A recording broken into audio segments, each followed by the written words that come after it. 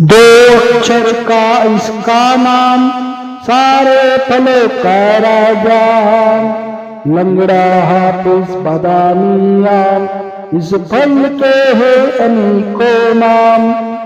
गर्मी में आम से सजे बाजार, दशहरी चौसा की लगी कतार।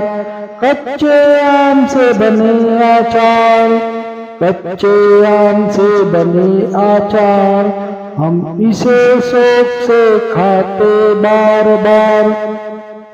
पीला पीला रसीला, चूसो खाओ मीठा मीठा आम।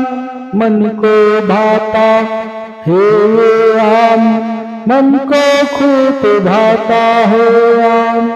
मीठा और ताजा ताजा आम, मीठा और ताजा ताजा आम की चटनी लगे चटपटी, कैंडी बनती